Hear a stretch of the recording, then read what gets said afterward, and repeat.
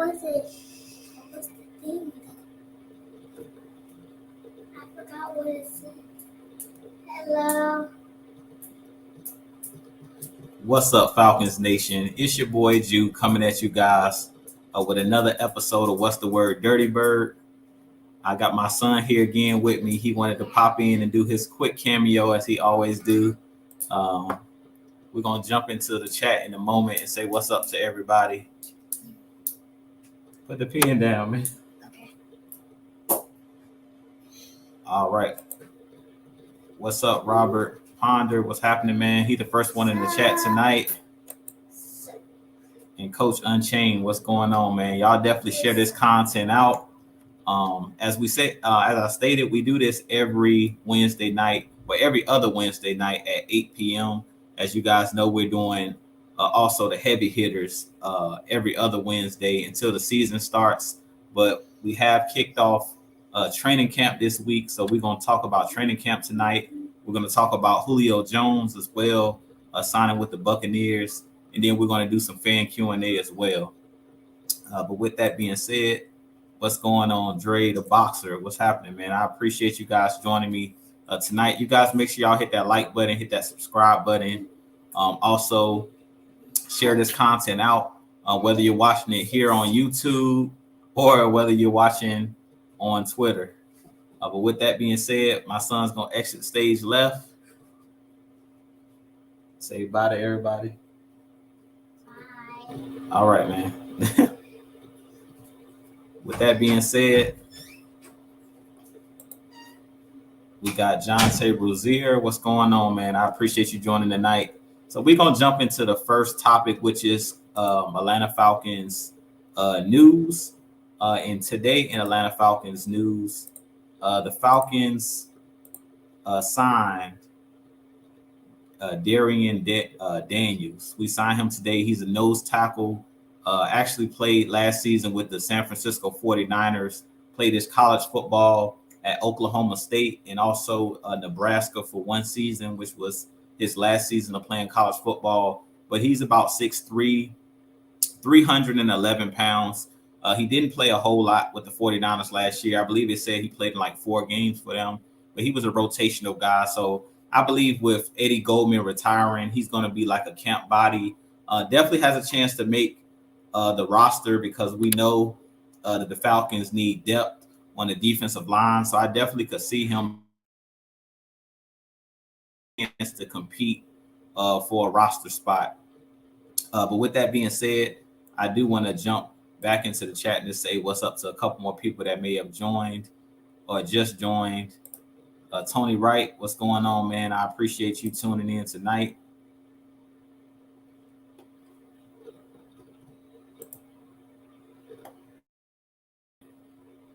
Lyrics Mom, what's going on? I appreciate you joining tonight as well. Miss Maggie, y'all go ahead and show her some love as well. What's going on, Miss Maggie? I appreciate you joining tonight as always. Dre, what's going on? He says, what up, everybody? How everybody doing and feeling on this hot hump day night tonight?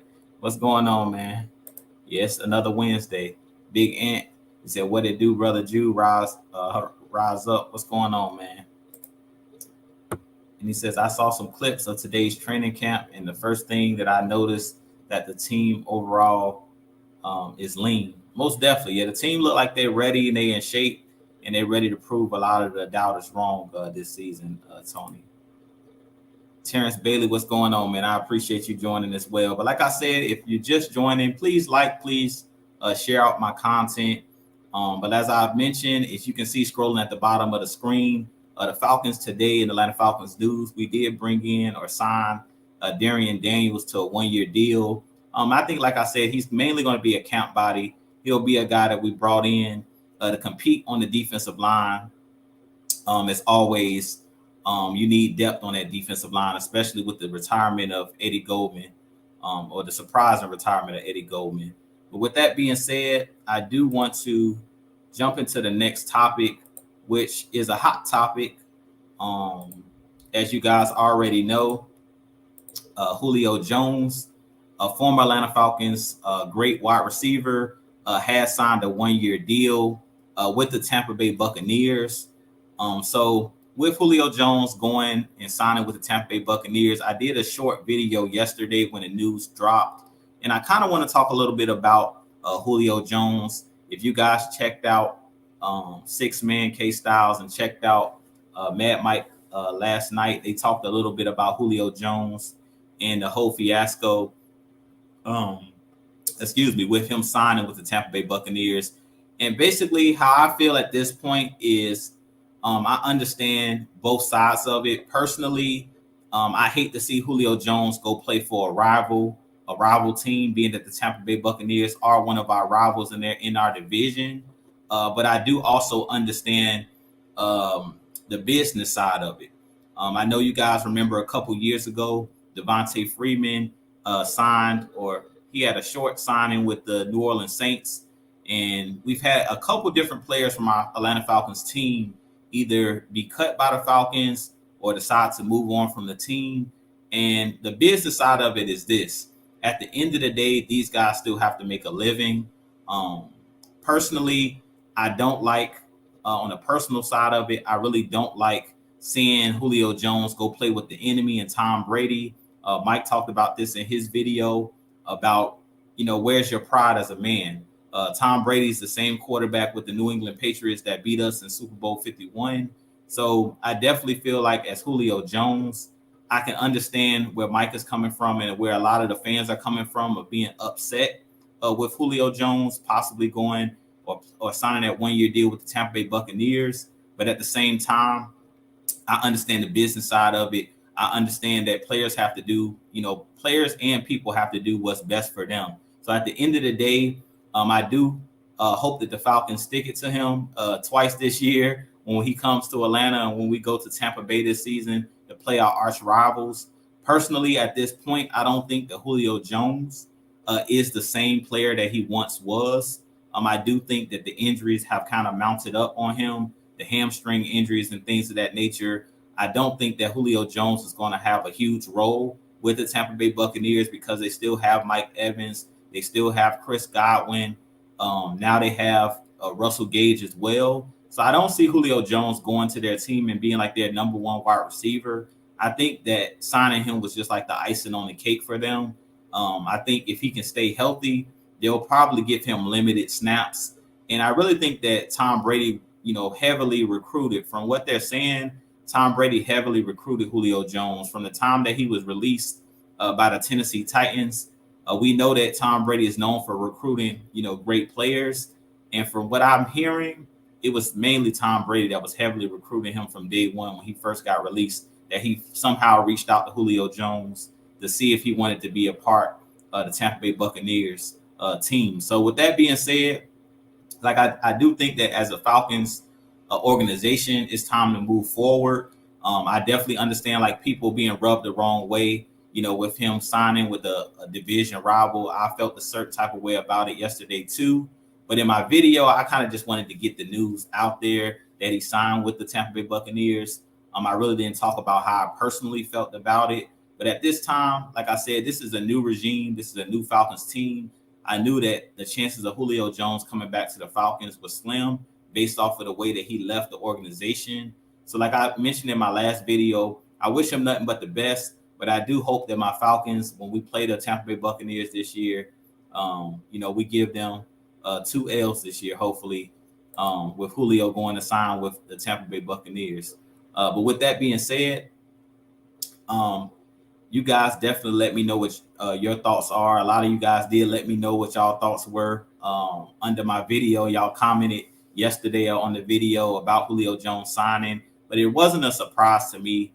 After hearing, Tom Brady was heavily recruiting him, to be honest, I thought that Julio Jones would probably retire, but he ends up signing with the Tampa Bay Buccaneers. So with that being said, like I said, I wish him nothing but the best, but I understand both sides of it. I understand the business side of it, of players just, they have the right to make their own decisions. And I also understand the fandom side of it of, why would one of our star players, all-time Falcons great, want to play with Tom Brady? Why would he want to play with a division rival and a division foe? But at the end of the day, it's a business. We always go back to that And that's the kind of the reason why Matt Ryan isn't here anymore. It's because it's a business. Even though he was comfortable here in Atlanta, the Falcons decided that they wanted to go after Deshaun Watson. We decided that we wanted to move on from Matt Ryan, and that's the business side of the game. So, with that being said, I do want to jump right back in the chat really quick and say what's up to some of the people that I didn't say what's up to. Bubble Gump, what's going on, man? I see you joined us on tonight. I appreciate you joining as well. And I think I already said what's up to Dre, but what's going on, Dre? And with that being said, we're going to get into the main topic really quick. Let me say what's up to Brian Peoples. What's going on, man? He says just got here. Yeah, we haven't really talked about much. Just talked about Atlanta Falcons news and talked about Julio Jones signing with the Tampa Bay Buccaneers. But with that being said, I do want to go ahead and jump into Atlanta Falcons training camp talk. As we know, Falcons training camp has kicked off. It kicked off on Monday for the veteran players. And I listened to some of the interviews of the players yesterday. Listened to the interviews of Coach Arthur Smith. They talked to Cordero Patterson. Today they talked to Marcus Mariota and Desmond Ridder. So it's a lot of interesting things that was said during a lot of these interviews. They also talked to Michael Walker, the linebacker. But I'm really excited about this upcoming season. Football is upon us, and I'm really excited about the competitions that's going to take place during this training camp. We already know that Marcus Mariota and Desmond Ridder both are competing for the starting role at quarterback. We know the offensive line, Drew Dahlman, Matt Hennessy, and those guys up front are going to be competing for a starting position as well. Arthur Smith talked about it today, that the only two guys on the offensive line pretty much that's set in stone, which we pretty much talked about this in our last show, is Chris Lindstrom and Jake Matthews. But he said that all three of the other positions, at the guard position, at the center position, at the right tackle position, is basically going to be a competition. So I'm really excited to see in training camp where it goes from here. But the guys look pretty good out there, look really good for the first day of training camp. They talked to Desmond Ridder and kind of asked him, how did he feel about his first practice? How did he do in his first practice? And he basically stated that he's learning up under Marcus Mariota. Those guys are roommates at camp, and he's trying to be a sponge and soak up as much knowledge as he can from a guy like Marcus Mariota. And Marcus Mariota talked about seizing the opportunity of possibly being a starter again in the NFL. So, like I said, I think it's going to be a very, very interesting training camp. I think that we're going to have a lot of position battles that I'm looking forward to, not just at the quarterback position, but also at the running back position. They talked to Cordero Patterson, and he talked about possibly returning kicks in special teams. They asked him, will he stick to just playing running back and wide receiver, or will he go back there on kickoff returns? And Cordero Patterson basically stated that he needs one more kickoff return to break the all-time record as far as touchdowns for returning kicks. So he said that he might go back there occasionally this season so he can possibly break that record. But I expect some big things out of Cordero Patterson this season. It looks like so far, from what I've been hearing out of camp and what I've been hearing just from Arthur Smith and the rumblings, is that Cordero Patterson and Tyler Algier, both of those guys right now, looks like they might be the front runners to be the starting running backs for our team. But we have a lot of running backs in that running back room, the Quadri Olisons of the world, Avery Williams. We brought over Damian Williams, former Chiefs and former Bears running back. So it's going to be very, very interesting to see the competitions that's going to take place at camp. On the defensive side of the ball, Michael Walker talked about the linebacker position and that he possibly wants to be a starter this season. And he's out to prove that he's ready to be a starter. As we know, Deion Jones is out at training camp, but he is on the PUP list currently. He's still out there working out and stuff with the guys, but he's kind of on the side on his own, doing his own thing. So he's kind of limited on what he can do. But I think this is a huge opportunity for the Michael Walkers, for the Rashaan Evans, And for all of the other guys that we have at that linebacker position, the Troy Andersons of the world, I really think this is going to be a huge opportunity for these guys to show what they can do, show their skills. But with that being said, that's pretty much all of the talk that's been coming out of training camp so far. Like I said, training camp just kicked off, but it's been some very, very interesting. I think it's going to be some very, very interesting battles that's going to go down in this upcoming training camp. But with that being said, I do kind of want to get into you guys' comments or questions that you guys might have about the upcoming training camp battles and things of that nature. I asked the question on my community tab of what position groups or position battles were you guys most looking forward to, both on the offensive side and the defensive side of the ball. And Brian People said it here. They just named Marcus Mariota the starter. Yeah, and I think Marcus Mariota will be the starter heading into the season. We'll see how long he holds on to the position. Personally, I think that Marcus Mariota is being slept on. I think he will eventually end up starting all 17 games. And if we make the playoffs, I think he's going to be able to resurrect his career here in Atlanta. But, knock on wood, we hope that he stays healthy, because that's the biggest issue that Marcus Mariota had when he was in Tennessee, is he was banged up a lot due to him being a quarterback that scrambles and things of that nature. And he has to protect himself, get out of bounds, know when to give up, know when to give himself up in open field and things of that nature, and not take on those big hits.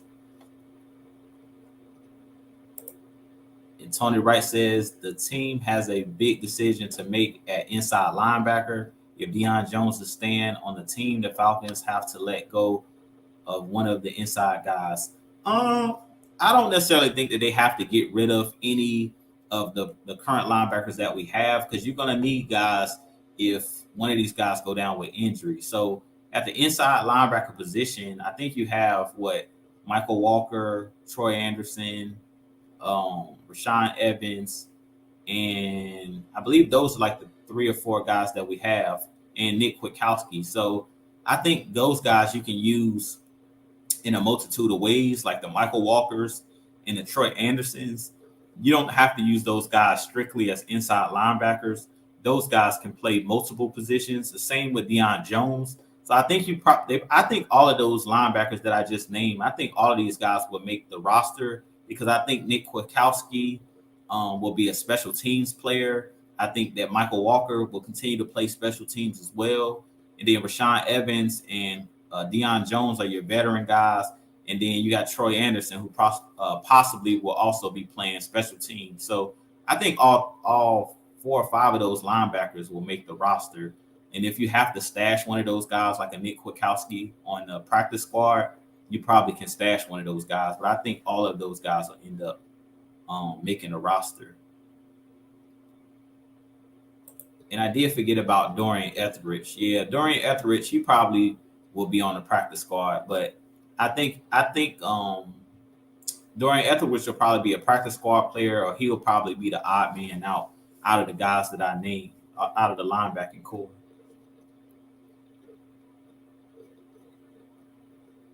Let's see here. And Red Swan, what's going on? He says, "What's up, Juice? Sorry I'm late, bruh. Glad to be able to sit with y'all, fam. What's going on, man? I appreciate you joining me tonight as always. And as Anthony White says, hit that like button, hit that subscribe button for your boy. We're all on the road to 2,000 subscribers. I'm trying to get there before the season starts. I think we're like 100, maybe not even. We're like 100 and some, I think, away, because I'm at like 1835 or something like that. So help y'all boy get to 2,000 subs. But I appreciate you joining as well, Anthony White, and telling everybody to hit that like and hit that subscribe for your boy. Let's see here. And Jonte Rozier says the defense side of the ball got a lot of competition, so I'm interested in seeing who the starters will be on that side. Right now, I would say the starters, as far as the defensive line, you probably have Grady Jarrett, Marlon Davidson and Taquan Graham, and then the outside linebackers, you'll have Carter on one end and probably Ogundeji on the other end, and then you'll have probably AK, the two rookies, AK and D'Angelo Malone. They'll probably be the backups to start the season. And then at the linebacker position, depending on if Deion Jones is healthy, you'll probably have Deion Jones. You'll have Rashaan Evans, Deion Jones and Rashaan Evans. But if Deion Jones isn't healthy starting the season, you'll probably have Rashaan Evans and Michael Walker. And then you'll have probably Troy Anderson backing up those guys.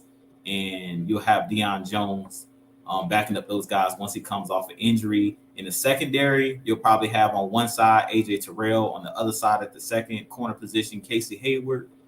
At the slot position, you'll have Oliver. And then in the safety positions, I think you're going to have both Richie Grant and you'll have Jalen Hawkins. I think that'll be probably your starting rotation for the defense. That's just my, who I have currently penciled in on the defense. That's probably the roster that I would roll with. But we're going to see, because we're going to have the preseason games and you're going to have the full training camp. So these guys are going to have to battle it out for those positions. But I definitely think that those guys, that probably will be the defensive rotation starting out. But I think also at the nose position, you'll have like on the first, I'll say probably on first and second down, you'll also have Anthony Rush next to Grady Jarrett, just to be able to stop the run and push the pocket and things of that nature. And what's going on, y'all? Say what's up to Mad Mike in the chat. I appreciate you joining tonight. He says, what up, people? Still recovering from a cold, but I'm here supporting my bro, Juke. Man, I appreciate you joining tonight, and I hope you feel better. But I really appreciate you joining me as well. Y'all definitely show Mike some love. Go over there and hit that subscribe button if you haven't already. Hit that subscribe button. He's on the road to 10K. And y'all go show my boy 6-Man K Style some love too. He's almost at 1,000. I think last time we checked, he was like 30 something away from 1,000. So y'all definitely get my boy to 1K before the season starts. And Floyd Donnelly, what's going on? I don't think I said what's up to you tonight yet either. So what's going on, man? I appreciate you joining tonight. And we're gonna open it up. We're gonna open it up for fan Q&A, because you guys know I only stay on for about an hour. So you guys drop your questions, your comments, questions that you may have about the season. That's pretty much all that I had is when it comes to the training camp, because like I said, it's only been the first 2 days. So it's just kicking off and just ramping up. But it's going to be a lot more content that I'm going to have for you guys as far as training camp talk. We know that things are going to heat up over the next couple of days and over the next couple of weeks.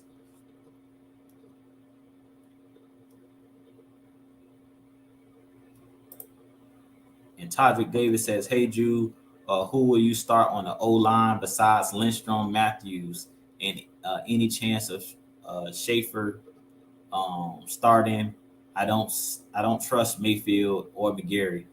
My starter rotation probably will be the guys from last year, to be honest with you guys. I think it's going to come down to the only player that I think could get replaced on the offensive line is Jalen Mayfield.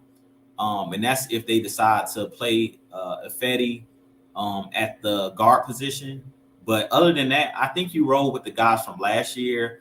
I did hear that today, I believe Drew Dahlman was taking the snaps with the ones today. So he started off at the center position, and Hennessy was kind of like backing him up. But I think eventually, when it's all said and done, I think it's going to be Hennessy at the center position.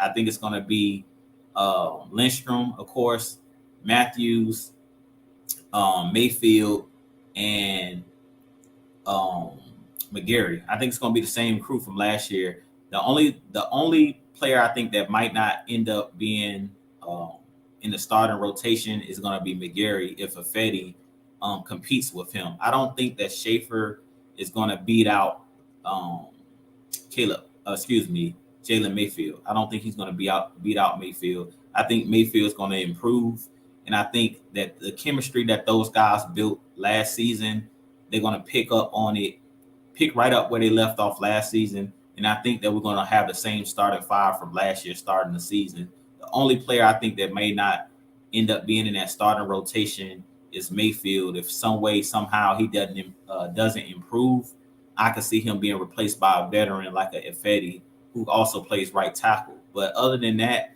I think that those guys are going to get it together. I think they're going to be a lot better this season going into their second year under Arthur Smith and his run scheme and things of that nature. And I think that those guys are going to be improved from last season.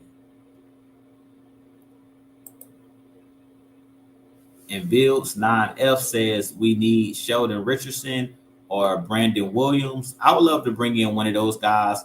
I'm a big Brandon Williams fan, the former Ravens defensive tackle. So if we have some way where we can go out and get him, I would love to have him on this roster because of his size. He's really, really big, 320 plus pounds. And I think that the Falcons are still kind of missing that because even with bringing in the guy that we brought in today, he's only about 6'3", 311 pounds. I think when you had that nose position, you want a guy that's like 6'3", 6'4", that's 320 pounds plus. The guy that we got today, he's not much bigger. Not much bigger than Grady Jarrett. He's taller than him, but not much bigger than him as far as the weight wise. And Tony Wright says starters: Lorenzo Carter. He said Evans, Deion Jones, Michael Walker, Epiketti, and or Ogundeji. Yeah, I think that'll be. That sounds about right. I think that all of those guys are going to compete for a starting role. And let's see here. And like I said, you guys can go ahead and start dropping your comments if you have some questions that you would like to add me to answer for you tonight.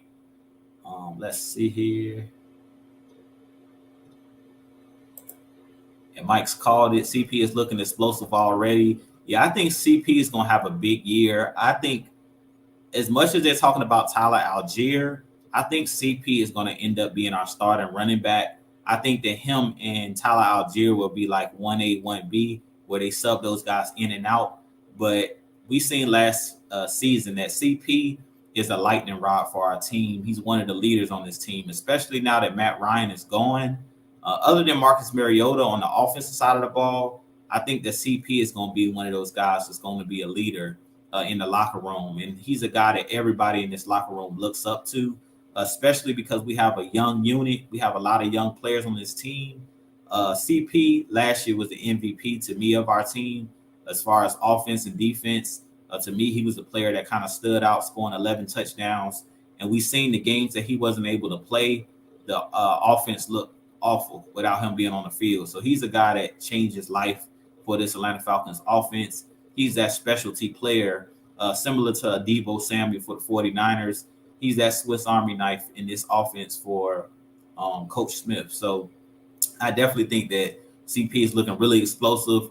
And he talked about just feeling like a kid, like when he was in Pop Warner playing football. Like he says he loves playing for this coaching staff. And he says basically he wants to retire here in Atlanta. So he said that numerous times. And he said that again in the first day of training camp yesterday when they talked to him. So I'm definitely interested in seeing CP this year to see if he can pick up where he left off. I don't know if he ends up scoring 11 touchdowns this season like he did last season, because I think that they're going to spread the wealth around a little bit more this year due to us having, the Drake Londons, due to us having Kyle Pitts back and having a multitude of guys, the Brian Edwards and all of these guys that we brought in. I think that the ball's going to get spread around a little bit more, even in the backfield. But I think CP is going to have another big season, and I expect him to be the starting running back this season.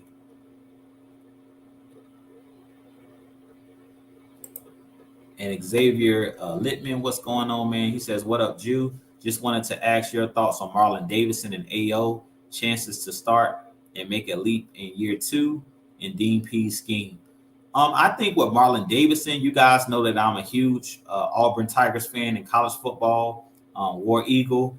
I do expect Marlon Davidson to have a better season. He looks like he's trim and in shape, But his biggest thing is just staying healthy and staying on the field. When he was on the field last year, he made a couple plays. He had the pick six against Tom Brady, and he had a sack against Tom Brady in that first game in Tampa, if you guys remember. So I think Marlon Davidson has all of the tools, but I definitely think that we need those guys to take a leap, both him and AO.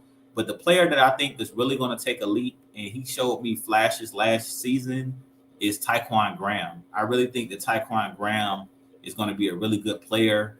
He's a really good role player, and I think that both him and Marlon Davidson, those two guys are going to really have to step up this season next to Grady Jarrett. AO definitely has a chance as well in his second season to be a guy coming off the edge.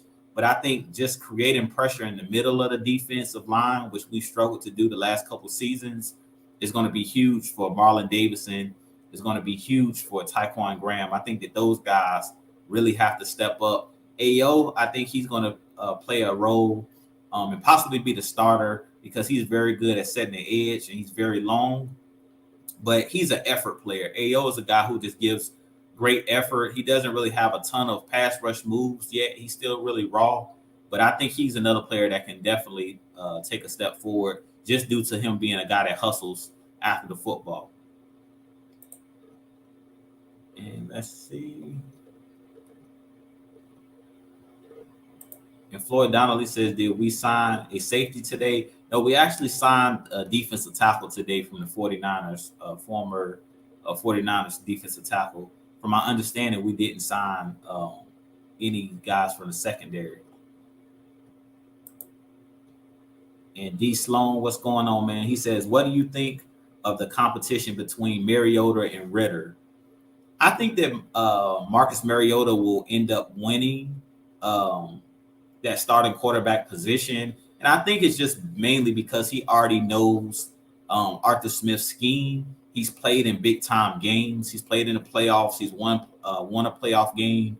And he's a guy that just understands the NFL. He talked about it a little bit today when they interviewed him and Desmond Ritter. He basically talked about, when you're a rookie, it's a lot of stuff that you have to pick up on and learn, get used to the speed of the game. It's so many things that Desmond Ritter hasn't seen yet out of defenses and things of that nature. Like playing in college and being a good college quarterback or being even a great college quarterback is still a leap when you get into on the NFL ranks because the athletes are a lot better. Pretty much everybody that you play against is top notch in the NFL. So it's no small schools that you can beat up on. No disrespect to Desmond Ritter playing at Cincinnati. I mean, he was a winner there. I do think that Desmond Ritter is going to be a solid NFL quarterback and could be eventually the Falcons franchise quarterback moving forward. But I think for this season, I think it's best that he just sits back, learns under Marcus Mariota. And Marcus Mariota talked about, grooming these young guys because they're the future. Basically, he talked about he's going to do everything in his ability to give as much knowledge as he can to these younger guys because God forbid if Marcus Mariota gets injured, Desmond Ritter is going to have to come in and play. So we definitely want Desmond Ritter to develop. I just don't think that he's going to get a chance to start right off the cuff unless, God forbid, an injury or something like that happens. I think they're going to roll with Marcus Mariota because he's experienced. He's been through the wars of the NFL. He's played in big time games, and he's already knows the scheme for Arthur Smith. So it's not too much that he has to learn. Pretty much everything is the familiarity part of it. So I think that's where Desmond Ritter is still kind of wet behind the ears. Is he doesn't know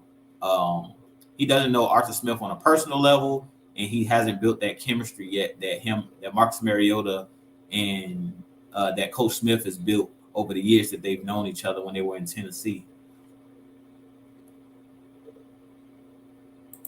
And Bills 9F says, I don't see Caleb McGarry starting. I think Caleb McGarry is going to start. I don't think Caleb McGarry is as bad as everybody thinks. I think he's a really solid offensive lineman at right tackle. I just think at times he gets a little bit sloppy with his technique, but it looks like he came back in really good shape. And I think that him playing in a new scheme, I think we have to give these guys a chance. Before we just throw in the towel on a lot of these guys, we have to give these guys a chance to prove what they can do. And the guy Ifedi that we brought in from Chicago, the former Seattle Seahawk, I believe he was a first round pick as well, and he didn't play well in Seattle. He played a little bit better in Chicago, but he's kind of been a journeyman lineman. So I don't think he's that much better than a Caleb McGarry. I just think he has experience over Caleb McGarry. But I think that Caleb McGarry is not as bad as everybody thinks he is. I just think at times he struggles with technique.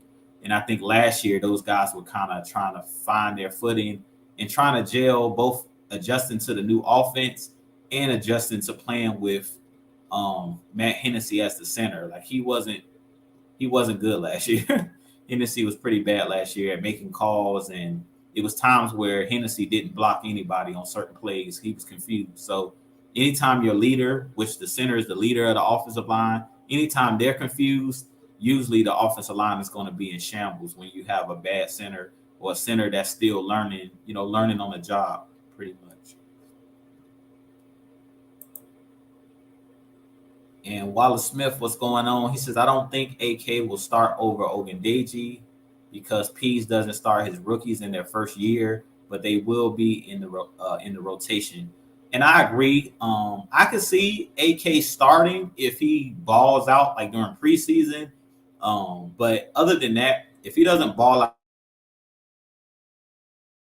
in preseason, and I think they'll go with Ogundeji because of the familiarity again. That was the reason last season you saw guys like Steven Means starting for our team, is because he wanted guys that were veterans that understood their role. So I definitely think that Ogundeji has the leg up right now on AK. But I think mid-season, by the time like week 6, 7 roll around, I think AK could possibly challenge him for that starting role if he's balling out on the snaps that he gets. If he's dominating in those snaps, I think you'll see Dean Pease go to AK or D'Angelo Malone over Ogundeji. But I think you're right about Ogundeji probably being the guy that'll start day one because of his year of experience last year, sitting behind Steven Means, sitting behind Dante Fowler and those guys. So he already knows the scheme, and he's in his second year, so he's used to the speed of the NFL, and he's had the full off season to watch tape and things of that nature, get in shape, lift weights, get on that meal plan, get on that nutrition, that new NFL meal plan, and get with the nutritionist and things of that nature and build that NFL body. So I definitely think that Ogundeji probably will eventually be the starter, week 1 against the Saints. Ooh, and Dreddy says, I think Hennessy will be the first player to lose his position on the line. I don't know. Personally, I like Hennessy over Drew Dalman. I know that's not a popular opinion, but I think that Hennessy, if he works, if he watched tape over the offseason and he worked on his game, I think that Hennessy, to me personally, he's bigger than a guy like Drew Dalman, a little bit more physical. And we seen last year both Hennessy and Drew Dalman. When Drew Dalman played, he kind of was getting manhandled by defensive tackles and things of that nature. So that's one thing about Drew Dalman that scares me a little bit, is he's on the smaller side as far as he doesn't have super long arms. Now, you don't have to be the biggest guy to play the center position, because you have guys like Jason Kelsey that plays for the Eagles. That's a smallish center, and he's one of the best centers in the league. So it's all about technique on the offensive line, especially at that center position. It's about understanding how to make the calls, and it's also understanding your leverage, understanding how to get upfield, get to the second level, and take out linebackers and take out guys that are trying to get after the running backs and get after your quarterback. So I think that Dalman definitely has a chance, but personally, I like Hennessy a little bit better than Dalman. But we'll see who ends up winning the position, because one advantage Dalman does have over Hennessy is he was drafted by this regime, where Hennessy was drafted by Thomas Dimitroff. So they could, end up wanting to go with their guy in Drew Dalman over a guy like Matt Hennessy. And this is an interesting question right here. Brian People says, your opinion on Kyler Murray's contract. I think Arizona lost their mind. I completely agree with you. I don't think that Kyler Murray deserved the contract that he got. But at the end of the day, there's only so many quarterbacks to kind of go around. And with each quarterback being signed, and when the next player gets signed, usually they one up the previous contract. So being that all these guys are signing big deals, I think Arizona kind of wanted to get Kyler Murray's contract done early because Lamar Jackson is going to get a huge contract. Joe Burrow in the next couple of years is going to get a huge contract. Guys like Justin Herbert that plays with the Chargers, he's going to get a big contract. So I think they kind of just wanted to get Kyler Murray's contract out of the way. I don't think that Arizona is that much in love with Kyler Murray and thinks that he really deserved the contract they gave him. I think they were trying to just sign him earlier than signing him late. And I kind of agree with that approach because the longer you wait to sign a quarterback, the more you're going to have to pay these guys. So I kind of understand the approach they took. I don't think that it was mainly about the player that Kyler Murray is, more than it was about they were nervous about the next quarterback that's going to get paid, $200 million guaranteed, like a Lamar Jackson, and like some of these guys that we've seen that's been getting these big contracts. I think that's mainly what it was about. But I wouldn't have paid Kyler Murray the money that they gave him now. I think I would have waited a little bit and wait and see because there's always, guys coming out in the draft. I think Kyler Murray is a good quarterback, but I think he's a quarterback that has to play under a specific scheme. Like their whole offense is kind of like played out of the shotgun, like a spread offense kind of in college because Kyler Murray's size. He's a guy that's short. In college, he didn't, play under center a whole lot. And if you watch the Arizona Cardinals when they play a lot of 4 receivers, 5 wide receivers. They play a lot of spread offense. So that's one downside or one knock for having a guy like Kyler Murray. He's a great athlete, very accurate with the ball as far as throwing the football, very talented. But I think that he has limitations, which most quarterbacks and most players do have limitations. But I feel like you have to basically design your whole offense around the type of player that he is. And that's why they signed Cliff Kingsbury, because he's a guy that understands and runs the type of offense that Kyler Murray needs, that's conducive for Kyler Murray. So I definitely understand both sides of it, but I definitely think that it was too early. He really hasn't proven anything to deserve the amount of money that he got. Let's see here.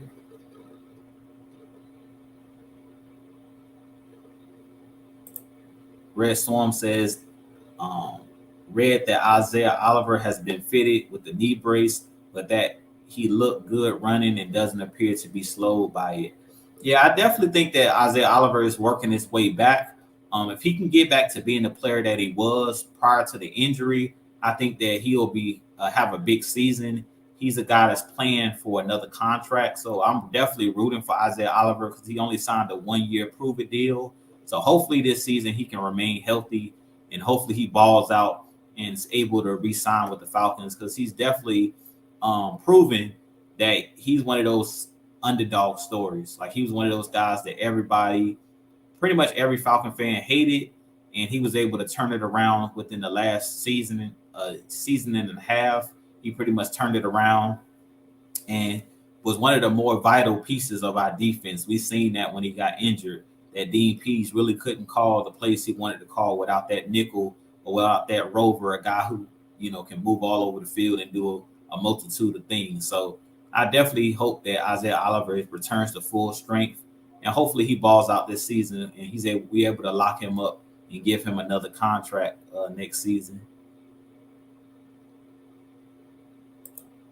And Joseph says, "What up, Jew? Coming in late, but I'm here. What's going on, man? I appreciate you joining me tonight, man. We've talked about a lot of different things tonight, so you're gonna have to go back and watch it on the playback. But right now, we're just taking some Q&A questions. So if you have a question, don't hesitate to drop it in the chat as well." And William Amy, I did see that. He said Mariota is the starter. What's going on tonight? Yeah, Mariota is the starter. And I think he'll start the remainder of the year. I do think Marcus Mariota is better than a lot of people give him credit for. Isaac Crimes, what's going on, man? I appreciate you joining tonight as well. And Dre the Boxer says, where do you think our cornerback room ranks right now? If you're saying what do we rank in the league, I think our team is one of the better secondary units in the NFL. And I did a whole video where I talked about this maybe a month or two ago, where I talked about this Falcons, the strongest unit I think on this Falcons team right now, at least on the defensive side of the ball, is the secondary. I think that the Casey Hayward signing was huge. Now you have pretty much two number one corners in AJ Terrell and Casey Hayward, because pretty much everywhere Casey Hayward has played, he's been the number one corner. So bringing in him, a former Pro Bowl cornerback, to be the number two cornerback, you basically strengthen the strength with AJ Terrell and then Isaiah Oliver playing that nickel role. You're really solid with all three of those starting corners. Then you have guys like D. Alford, Darren Hall, these guys that we brought in last season and during off season. And then I think Jalen Hawkins proved last year. I think he's going to have a breakout season. He played really, really well last year. He was one of the surprise players last year for me. I didn't see him, performing the way that he did. But the way that he was able to, get those interceptions and make big plays last year, he was one of the ball hawks on our team last year. So I think he's going to be a guy that's going to make a huge jump. Richie Grant is kind of the wild card of the secondary because he's going into his second season. He didn't play a whole lot last year, but if both Richie Grant and Hawkins, I think those guys have an opportunity to be a really good young tandem for years to come. So I think our secondary is really, really underrated. I think you can rank them probably. I think we have a top 10 unit. I'll say that. I think this secondary unit is top 10.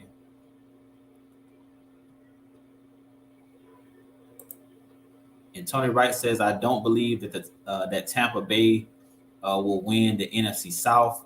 They have a lot of changes that will affect them, especially with those two new starting guards and a new head coach.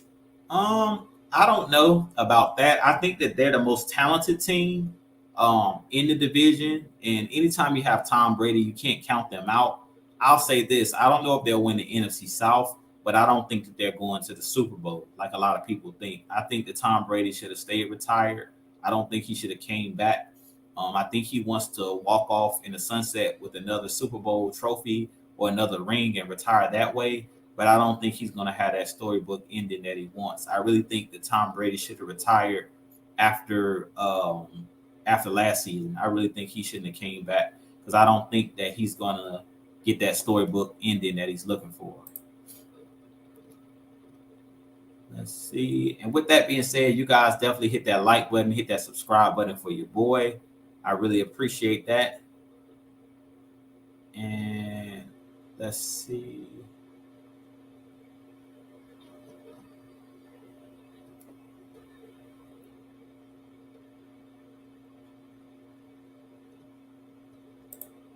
Ghost Peppers, what's going on? I appreciate you joining tonight. He says, at this stage in CP's career, you don't want him so involved. We need that magic from CP when it counts. He'll be even more lethal when others can step up, and he can do a lot more of the dirty work for him. Yeah, I agree. I think that CP is going to have a big year this year, but I don't expect him to have no close to the workload that he had last season. I mean, last year he basically was like the only playmaker other than Kyle Pitts. Those were the only two consistent playmakers you had. You had Russell Gage, who made plays here and there, made a couple splash plays, and you had Zacchaeus, who made a couple splash plays here and there. But as far as saying consistent every single game that you can count on those guys, no matter who we were playing, I think Kyle Pitts and CP were the only two guys that consistently you knew what you were going to get from them game in and game out. So I think CP's going to have a big season, but I don't think that they're going to lean on him as much as they did last year, because last year Mike Davis really didn't live up to, he was supposed to be the starter, but he didn't live up, to what he was supposed to be, what he was supposed to be doing last year. He mainly was signed to be the starter, and CP ended up, taking his spot because he wasn't performing. And this is a good point by Brian Peoples. He said Alex Mack wasn't that big either. I agree. Yeah, Alex Mack wasn't the biggest guy either, but he was a nasty center, and he was one of those guys that was really, really solid. He was a really, really solid, uh, well, very good center at Pro Bowl center. So I definitely agree with that. Alex Mack wasn't the biggest guy, but he was a guy that was nasty.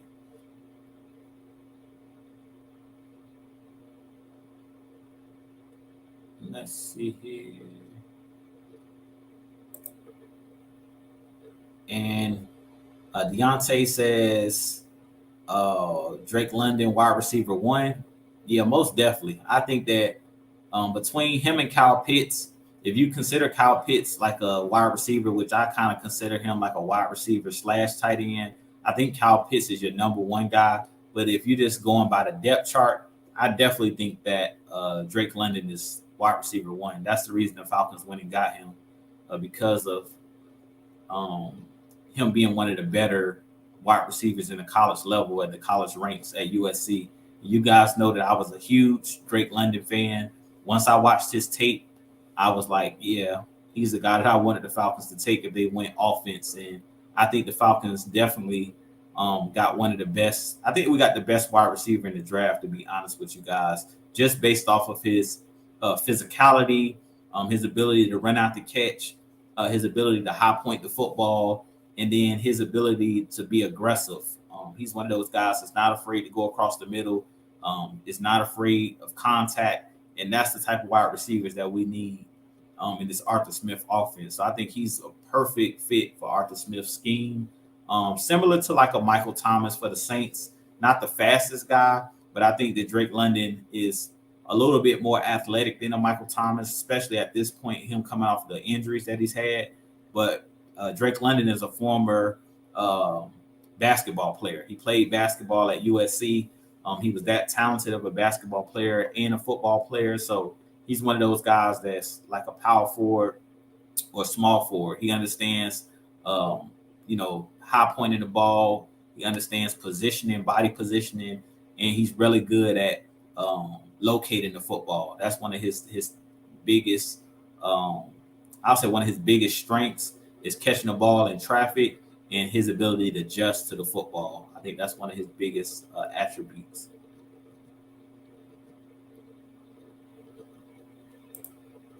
And Tony Wright says, Drew, who do you like as our dime cornerback, Darren Hall or D. Alford? I'll go with D. Alford.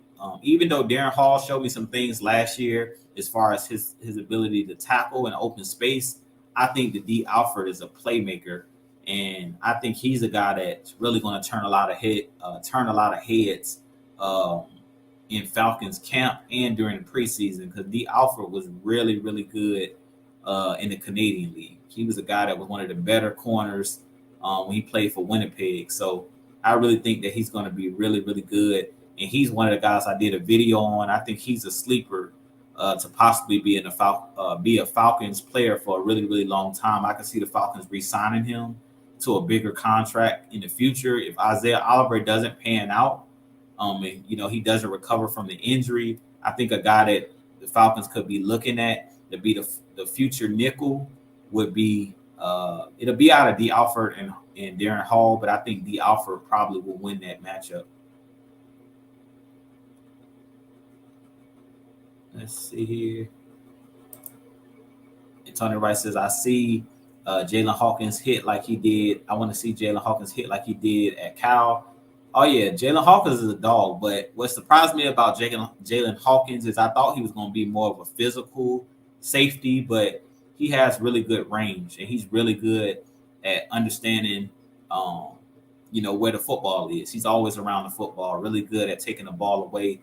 And that's what you need as a safety. You need a guy that's an eraser on the back end. And Jalen Hawkins last year was that eraser for us. He made some big plays. And with that being said, we're at the 5-minute warning. So you guys drop your questions. We're going to take a few more questions, and then we're going to get ready to get off here for the night. Let's see here.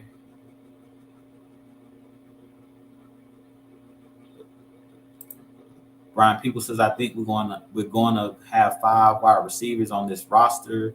CP versatility will make them dangerous. Most definitely, because CP is a guy that you can line up anywhere. But guys that I have, as far as the wide receivers right now, I have penciled in is Drake London, Edwards, um, Zacchaeus.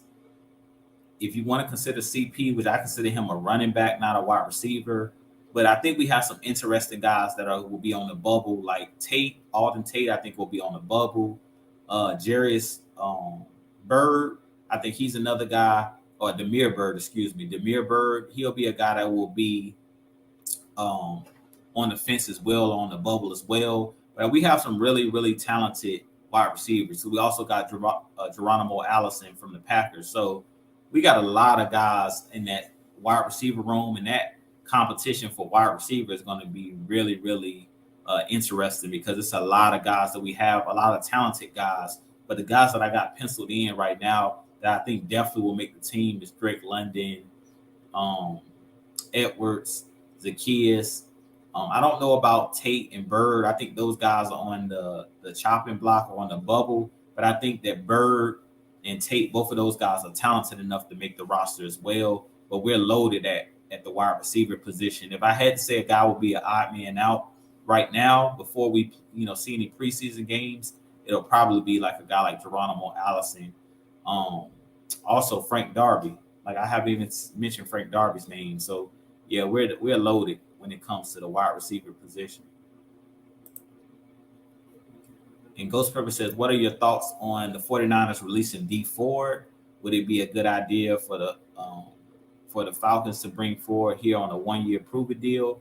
I wouldn't mind bringing in D Ford. I mean, at this point, we have the money. So, I mean, I wouldn't mind kicking the tires on a D Ford and bringing him here. We need guys that can get after the passer. So if they think that they want to kick the tires and bring him in on like a 1-year prove-it deal, why not? I think I wouldn't be opposed to it. But there's other guys out there that are more proven that I probably would take before D Ford. A guy like Jason Pierre-Paul, JPP, would be a guy that I would look at first, or maybe like an Anthony Barr. Those guys I would look at first before D Ford. But D Ford is a pretty solid edge rusher as well. I think the biggest issue with D Ford is injuries. He had a couple injuries the last couple seasons with the 49ers.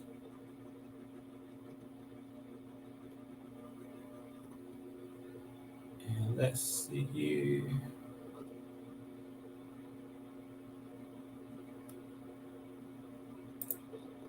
And Tony says London, Patterson, Zacchaeus, Edwards, Tate, Darby. Yeah, I mean, we have a lot of talent.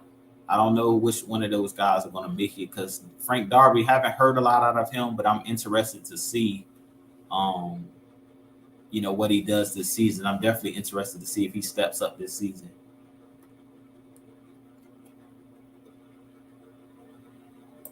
Brian People says, I'm ready for football, period. Me too, most definitely. I'm definitely looking forward to the season.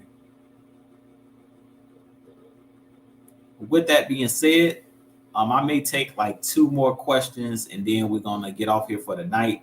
But you guys definitely hit that like button, share out this content, hit that subscribe button. I appreciate all 39 of you guys that's currently in the chat for you guys joining me tonight. If there's any other questions, please drop them in the chat now. I'll answer like 2 more questions and then we're going to jump off for the night here.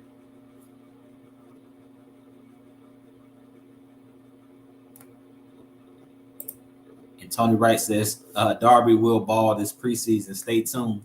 Yeah, I hope so. I'm definitely interested to see what Frank Darby can do. This is his opportunity. He definitely has to seize this opportunity. Let's see. Were there any other questions before we get ready to get off of here? I don't see any other questions. So with that being said, I do appreciate you guys joining me tonight. As always, Falcons Nation, you guys, I appreciate you guys continuing to share out our content, continuing to join us every single evening. It seems like we have some type of content for you guys, whether it's Mad Mike and K Styles, or whether y'all going over to AFN with Miss Maggie T. showing those guys some love. They do Dirty Bird Thursdays, so you guys definitely check them out tomorrow night as well. But with that being said, I do appreciate each and every one of you guys for tuning in. As I said, hit that like button, hit that subscribe button for your boy. We are currently on the road to 2,000 subscribers. Head over to my boy 6Man K Styles and show him some love as well. He's on the road to 1K, so get him to 1K before the season starts. And also go show my boy Mad Mike some love as well. He's on his road to 10K. We appreciate each and every one of you guys. And definitely go show the whole Unholy Alliance some love as well. Those guys, the OGs over there, y'all go show them some love as well. They usually be on the Friday night shows as well, which is for the fans. So you guys definitely continue to tune in. But with that being said, this be your boy Jew. I'll holler at you guys next Wednesday. It will be the heavy hitters coming at you guys, but a lot more training camp talk coming for you guys. So definitely stay tuned to the channel. With that being said, as always, Falcons Nation, rise up, be blessed, peace.